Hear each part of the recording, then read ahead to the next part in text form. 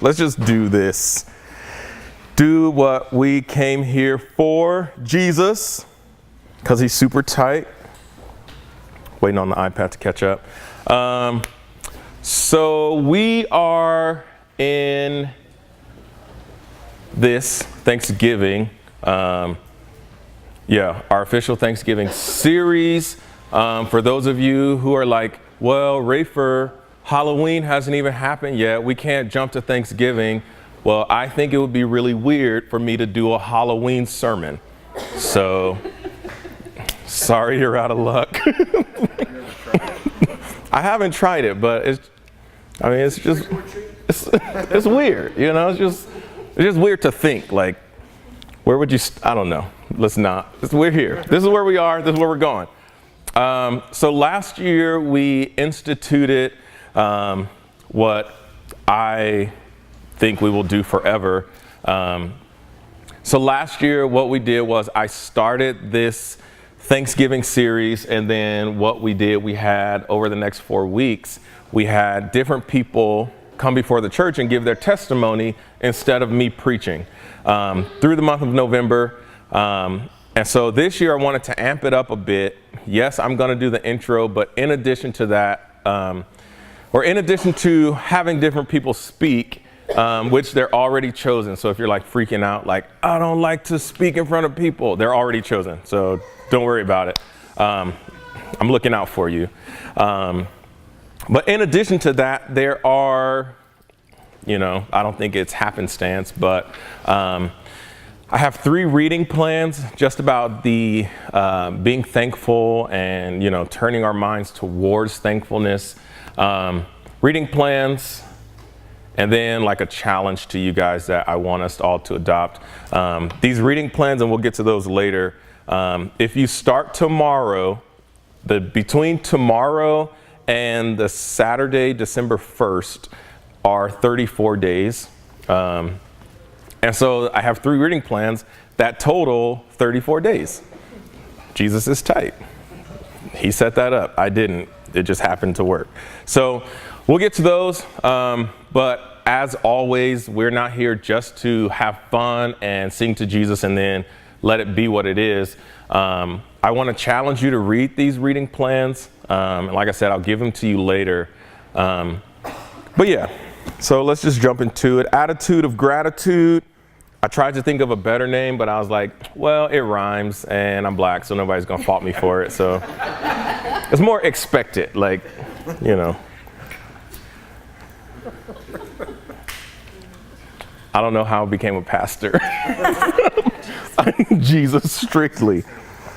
So, setting the scene, we are in Joshua 4, and the Israelites are ending their quest in the wilderness. They have been here 40 years.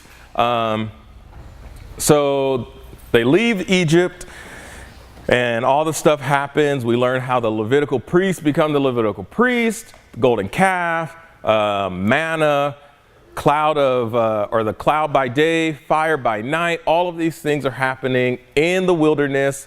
They go into the promised land, and the spies come back, and 10 of them are like, we can't do it. They're too big. We can't take the land. I know God said he gave it to us, but we can't take it. We can't do it. 2 of them, Joshua and Caleb, say we can do it. God says, hey, because of those guys who didn't believe, I'm going to hand down a punishment on the nation of Israel. Everyone that is 20 years old and up will not see the promised land. You will die in the wilderness. You will die in the wilderness. So here we are, 40 years later. Joshua and Caleb are the only 2 people who crossed the Red Sea, or adults who crossed the Red Sea. Everybody else, they were kids. And here they are getting ready to cross the Jordan into the promised land. And this is where we pick up the story. Then Joshua called the 12 men from the people of Israel, whom he had appointed, a man from each tribe. And Joshua said to them, pass on before the ark of the Lord your God into the midst of the Jordan, and take up each of you a stone upon his shoulder. I'm really excited because I know where this is going already. And I'm like, man, I want to jump into it right now, but I'll tell you the story first. Take a stone upon his shoulder according to the number of the tribes of the people of Israel, that this may be a sign among you. God is so good. Slow down, Jesus, please. When your children ask in time to come, what do these stones mean to you? Then you shall tell them that the waters of the Jordan were cut off before the ark of the covenant of the Lord.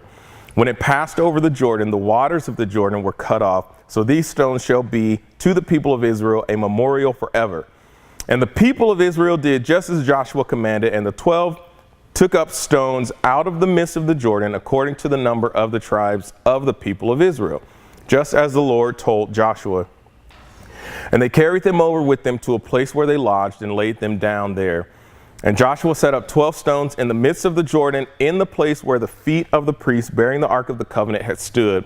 And they are there to this day. And that's when this was written, not to this day, October 28th, 2018, when the guy wrote this. Because I'm like, when I read it, I was like, oh, that's cool.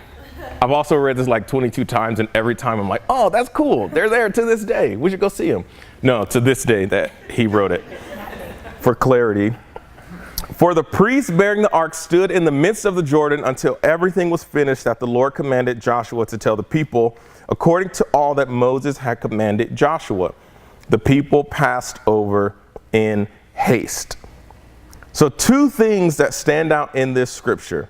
One, pick up a stone, and two, build a memorial. This is good.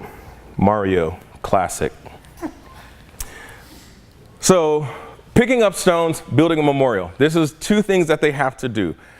Interesting thing here, they were not told to do this with the Red Sea.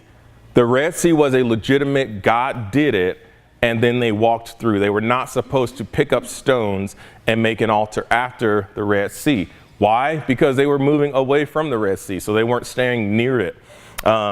Also, this time, unlike the Red Sea, they had to stand, gosh, this is good, in the water for the water to stop. I'll say this one more time.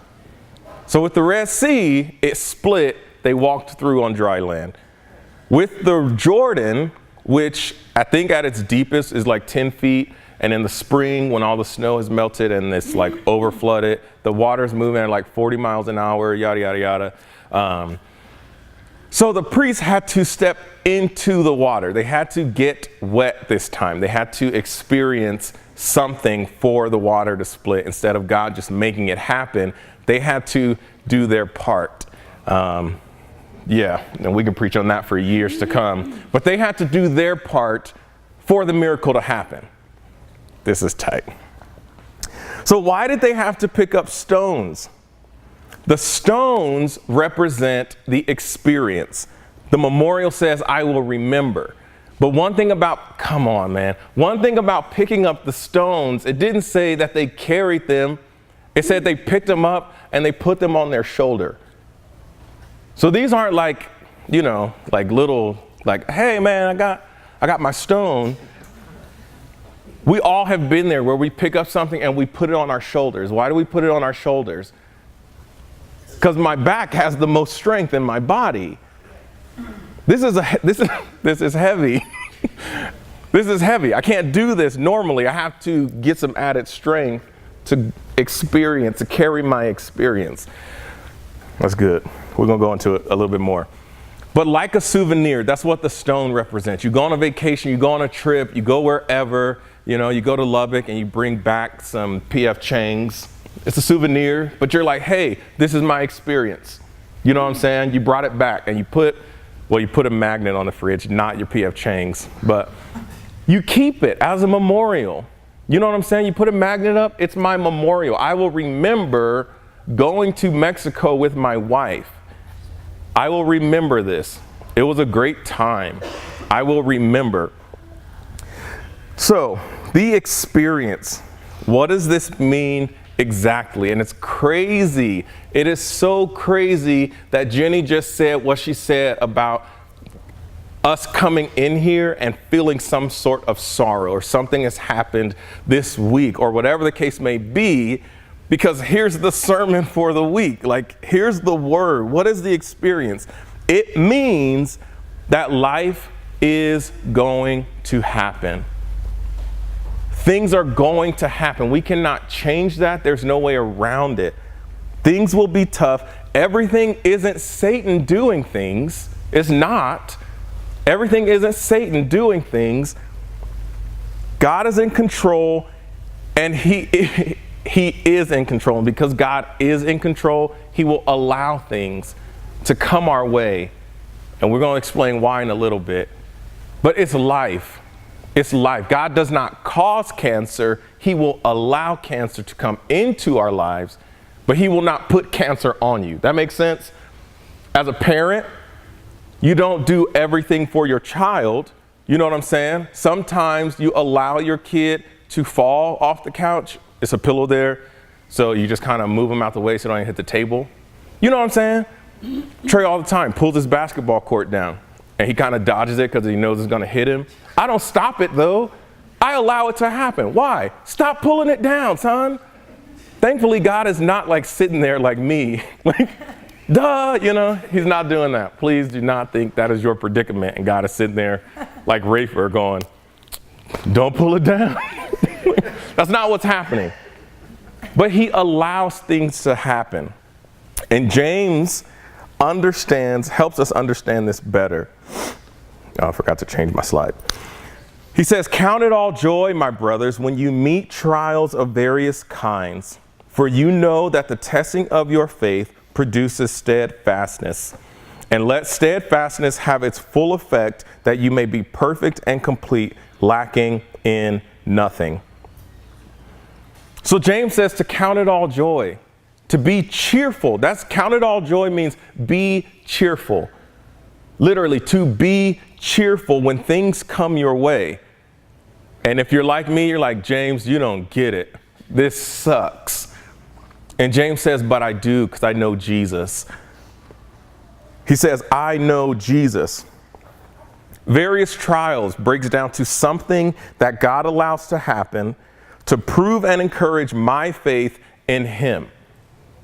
Something that God allows to happen to prove and encourage my faith in him. He lets things happen so we have to depend on him. He allows things to happen so we have to come to him. That's crazy. He allows things, I can't say it enough. He allows things to happen so that we are forced to choose him, so that we can see how good he actually is. I can't say that enough. Because here's the thing. If God is allowing something to happen, guess what? He knows what's on the end of it. You only let something happen if you know what is going to happen. I know that basketball court is not going to give my son a TBI. You know what I'm saying? I know that. Traumatic brain injury. Got you, doc. Like TMI, what? Too much information. He's gonna give him too much information? What? But I know that my son will not be injured by doing that. And God is sitting there with the same thing going, I know, come on, I know you're my kid. I know what I put in you. I know what you can handle. And if you don't believe, you won't be the first person and you are not going to be the last person that will experience things that God will allow. Job is the obvious story that we relate this to all the time. Well, look at Job. Satan comes up, hey, dad, because that's still his dad, right?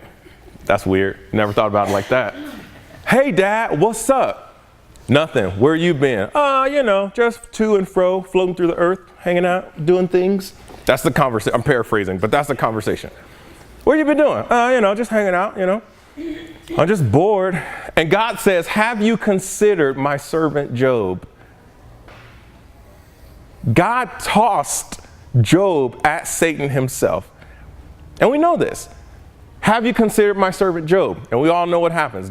Satan's like, well, that's not cool because you got this hedge of protection around him and I can't do anything. God says, okay, hedge gone. Don't touch his life. Satan says, okay, cool. I'm gonna eat him alive. Literally, I'm going to eat him alive. And God says, okay, I bet you he won't curse me. I know he won't, because I created him. So God allows all these things to happen to Job. He allows all these things to happen because God knows on the end of it, I know what's happening at the end of this. I know what I put in my kid. I know who he is. I know this. I know already. Not just Job, but the Red Sea. Exodus 13, 17, and 18, those verses say, God did not take them the short way out of Egypt because he said, well, if I take them that way, they're going to see war and then they're going to run back to Egypt. So he took them, and it says, he took them to the Red Sea. And we all know they freaked out. Moses, you led us here to die. They were freaking out, but because they didn't have the relationship with God like Moses had. God led them to the Red Sea. It says it in the Bible. Go read it. And he led them by way of the Red Sea. We as Christians love to put the Red Sea or the Jordan River or Goliath. Babylon Bee has a article, their Christian satire site, talks about it was like, basic white girl compares, Starbucks not having whatever for, compares it to her Goliath for the day, She's like, that's my Goliath. Like, well, yeah, that's what we do as Christians. We're like, oh man, this is my Goliath. This is my Red Sea. This is my Jordan, But it's not like serious stuff, I'm talking the serious stuff, the stuff that Jenny said Jesus needed her to say, the things that we brought in today. God brought them to the Red Sea on purpose. He brought them to the Red Sea. The promised land, Exodus 23, 29, and 30. God says, I'm going to give you the land, people of Israel. It's yours. And we, as Christians, read that and we're like, yes, God gave them the land. Why didn't they just go take it? You know why? Because right here in this verse, God says, you have to take it bit by bit.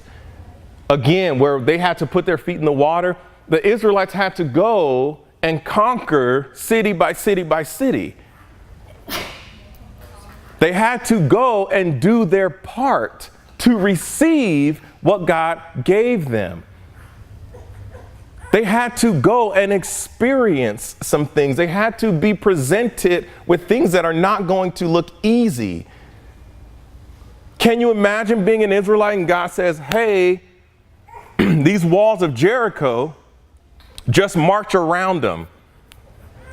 God, I don't know if you know how war works, but you have to fight them. And that's funny. It is funny,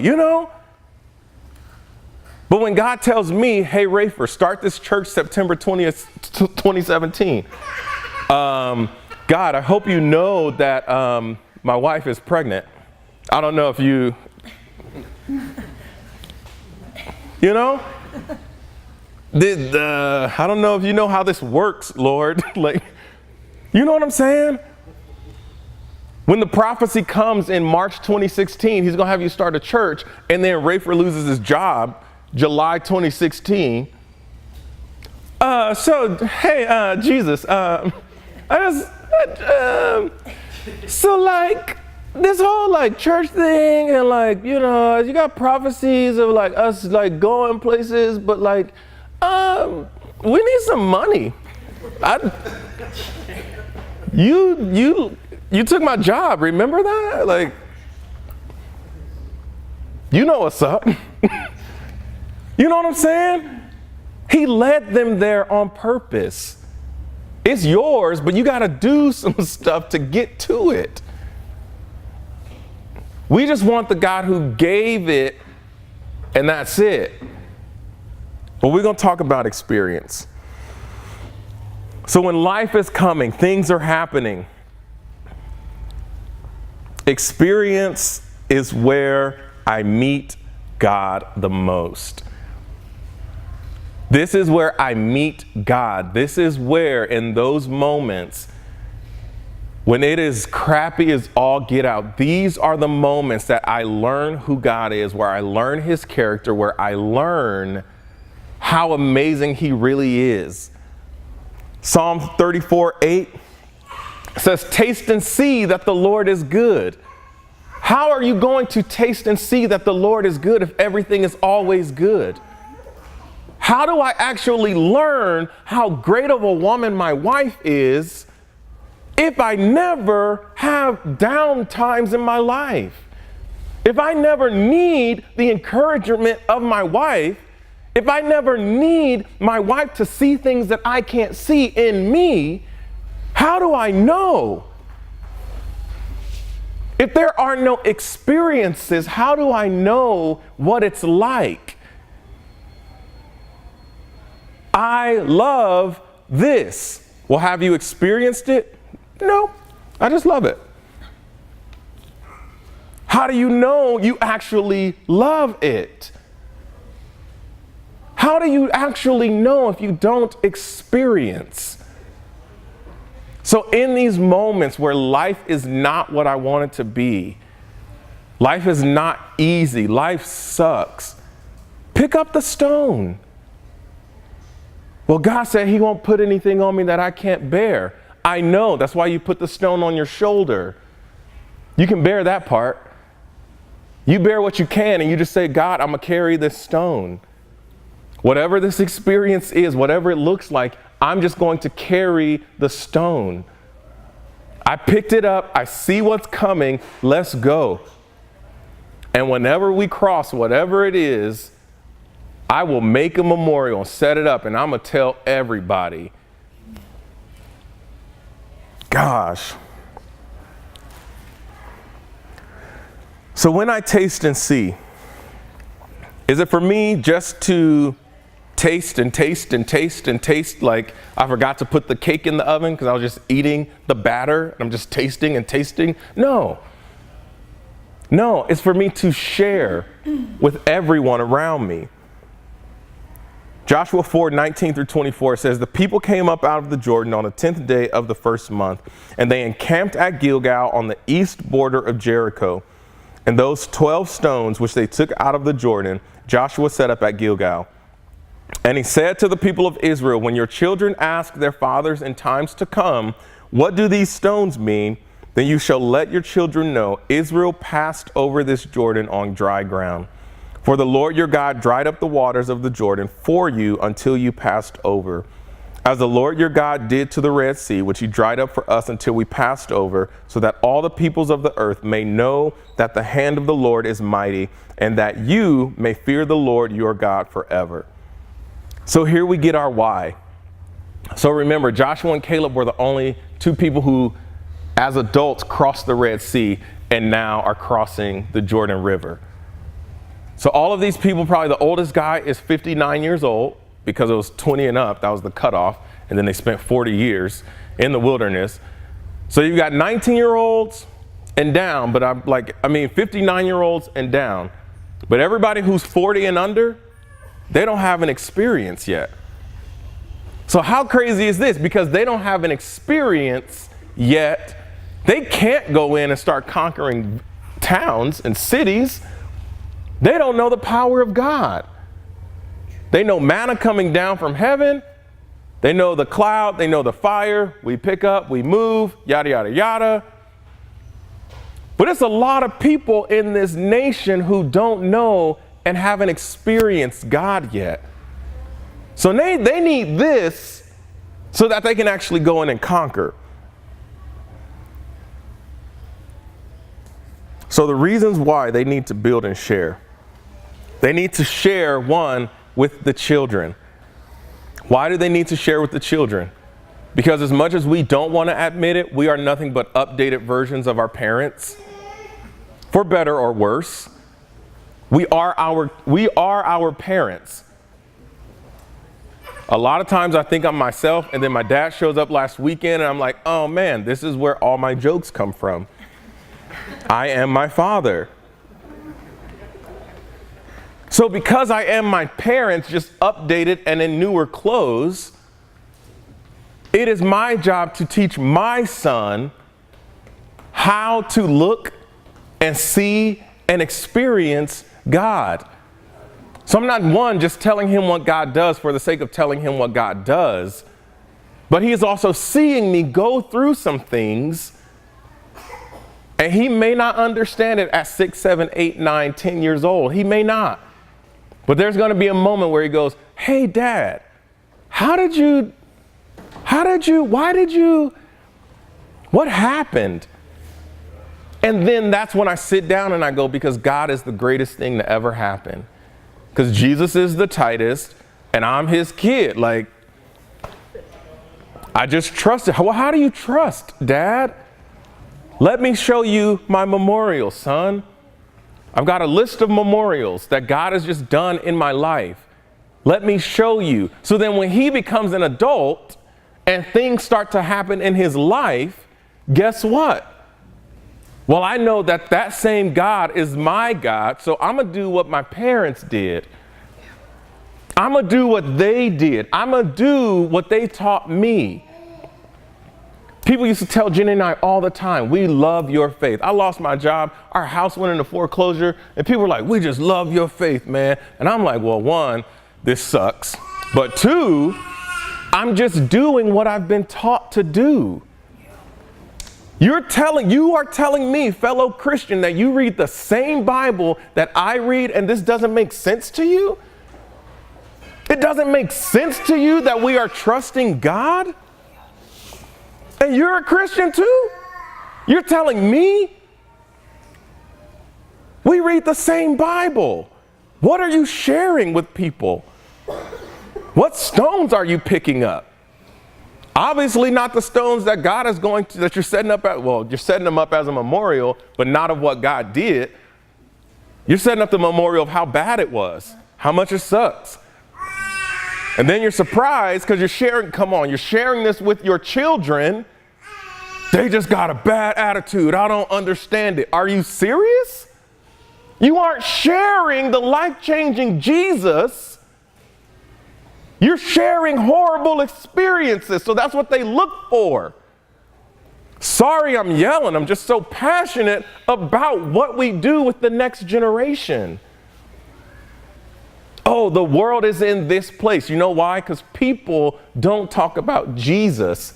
People talk about how bad it is. What's the other reason? Psalm 145, it takes it to a next level. It says, one generation shall commend your works to another, and they shall declare your mighty acts. On the glorious splendor of your majesty, and on your wondrous works I will meditate. They shall speak of the might of your awesome deeds, and I will declare your greatness. They shall pour forth the fame of your abundant goodness, and shall sing aloud of your righteousness. All your works shall give thanks to you, O Lord, and all your saints shall bless you. They shall speak of the glory of your kingdom and tell of your power, to make known to the children of man your mighty deeds and the glorious splendor of your kingdom. Your kingdom is an everlasting kingdom, and your dominion endures throughout all generations. The Lord is faithful in all his words and kind in all his works. My mouth will speak of the praise of the Lord, and let all flesh bless his holy name forever and ever. Look at these verbs. If you did not know, a verb is an action word. A verb allows the subject or noun to move. Basic English here. These are verbs. I will commend and speak and tell and make known. I will declare. All he's talking about is the things that God has done. Well, Rafer, I can't go and just, pronounce at work to people, hey, everybody, this is what God did for me today. I'm not expecting you to. But when you see a movie on the weekend, did anybody see this movie? When you go check out the new spot to eat, hey, man, have y'all been there yet? We do it all the time. Hey, guess what? It's Monday, and it's the most Monday of Mondays of all time. We declare things all the time, guys. We declare them all the time. When I say, hey, this sucks and this is why it sucks, I am declaring, I am making known why I will never go to B-dubs again. I am declaring to people the badness that I have experienced. That's crazy.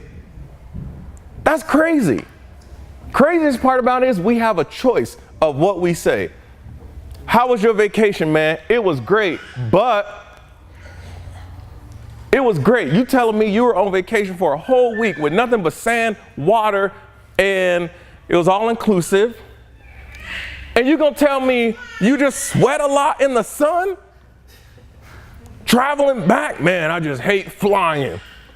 That's all you got out of your whole vacation? Really? That's the souvenir? Don't fly Delta. Wow. We do it all the time. We do it all the time. Commend, speak, tell, make known, declare the goodness of Jesus. Last week, I was having a conversation with my coworker, and he said, I think you would still be the person that you are if you didn't have Jesus. He's an atheist. And he said, I still believe you would be the person that you are if you didn't have Jesus. It doesn't say commend, speak, tell, make known, declare to the people who believe what you believe.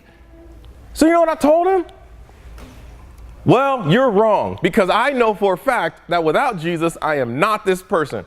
100%. Whether you believe it or not, and whether you want to admit it or not, I know that what you appreciate in me is not Rafer. Amen.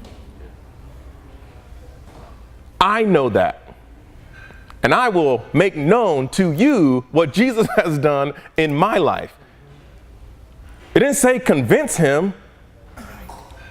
It didn't say throw verses at him, because the Bible actually says that the Bible is folly to those who don't believe. So stop throwing verses at non-Christians. They don't care. They don't. It doesn't make sense. The Bible actually tells you don't do that. Just be obedient. Just commend, tell, speak what God has done in your life.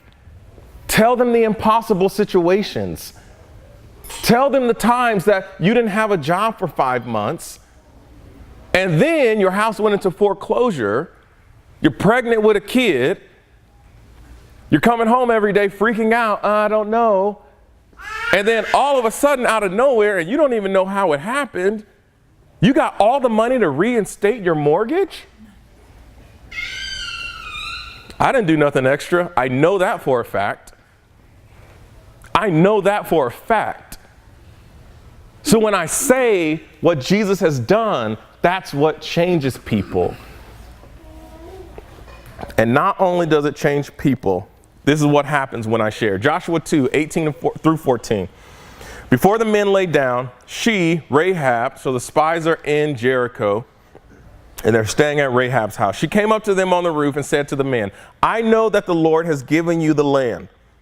I know, I live in Jericho, and I know that your Lord has given you the land, and that the fear of you has fallen upon us, and that all the inhabitants of the land melt away before you. For we have heard how the Lord dried up the water of the Red Sea before you when you came out of Egypt, and what you did to the 2 kings of the Amorites who were beyond the Jordan, to Sihon and Og, whom you devoted to destruction. And as soon as we heard it, those of us in Jericho, our hearts melted, and there was no spirit left in any man because of you. For the Lord your God, he is God in the heavens above and on the earth beneath. Now then, please swear, gosh, this is so good. Please swear to me by the Lord that as I have dealt kindly with you, you will also deal kindly with my father's house, and give me a sure sign that you will save alive my father and mother, my brothers and sisters, and all who belong to him, and deliver our lives from death. And the men said to her, our life for yours, even to death. If you do not tell this business of ours, that when the Lord gives us the land, we will deal kindly and faithfully with you. So here it is. They haven't even crossed the Jordan yet, and the people of Jericho are shook. They are shook already. They just heard what God did. So one part, this is crazy. One part, they are already defeated because of what they heard. Guess what, guys? You can only hear sounds. They didn't email them pictures of like, hey, selfie in the Red Sea. No. It was word of mouth. It was spoken. Come on here. It was spoken. What happened? So here, Rahab not only says all of Jericho is shook, but she says, I want what you got. If your God can do that, save me too. Your God can do that, save me too. Your God did that in your life, I want that. Your God gives you joy all the time, I want that. You going through issues and you got peace, and I see that you should be freaking out and you're not freaking out. I want that. But we over here talking about how much it sucks. And guess what? People already have that. Jesus, help me be a light. Jesus, just bring the people to me. The people don't want to come to us. Why would I go talk to you when you got a bad attitude all the time? You're a Christian. Yeah, that's why I don't like going to church, because y'all just got bad attitudes. Rahab said, I see what you have and I want in. Give me that. Give me that. What else happens when we share? Revelation 12, 10 and 11. And I heard a loud voice in heaven saying, now the salvation and the power and the kingdom of our God and the authority of his Christ have come. For the accuser of our brothers has been thrown down, who accuses them day and night before our God. Where does he accuse us, guys? In our minds. Hold on to that. And they have conquered him by the blood of the Lamb and by the word of their testimony. For when they love not their lives even unto death. Satan does not have a chance when I put my testimony in line with the blood of Jesus. I began to overcome and conquer him and the thoughts in my mind when I line up what has happened and put it inside of the blood of Jesus. Guess what? The blood of Jesus is not any negativity. The blood of Jesus is only going to work in tandem with what you're saying about God. Yes, this sucks, but flip the script. Flip the script. Heard somebody say that last week. Well, you know, but I want to be healed, so I'm just going to do it. That is not the God I know. You know what I'm saying? I'm like, I'm going to do it because God is going to heal me. I know he is. Line it up with the blood of Jesus. What is your story? What has happened? Where are you right now? When you start to line it up, one, like we said, Rahab wants in. The people fear God. Man, that's crazy. And then Satan is conquered, and he's conquered first in my mind. His voice is quieted when I start saying how good God is all the time. When I start living a life of gratitude and I start saying, God, you are, this is what you're doing, yada, yada, yada, boom, boom, boom, Satan has no chance in me. In me. He has no shot. Inside my own brain. This whole thing comes full circle. Yes, I experience. Yes, I go through it, but I lean into God and I share. I share with my children. I share with people that I meet. I share. And the person that it impacts the most is Rafer. I mean, not you, but like for me. It impacts Rafer the most because now Rafer is starting to look for God doing things. Rafer's starting to see where God is moving and operating.